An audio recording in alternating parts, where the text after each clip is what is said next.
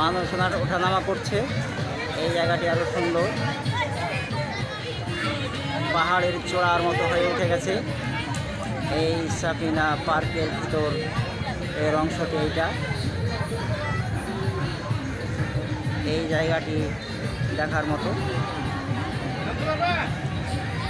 এই যে এখানে একটি পানির একটি চৌবাচ্চা রয়েছে। এখান থেকে উঠে গেছে এই পাহাড়ি মতো পাথর দিয়ে সাজানো এই পাহাড়ি এলাকার দৃশ্যটি। অবশ্যই আপনাদের ভালো লাগবে।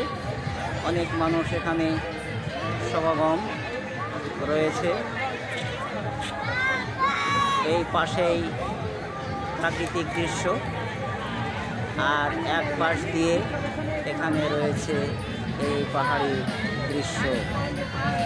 এই মানুষ ওঠানামা করছে, দেখতে থাকুন।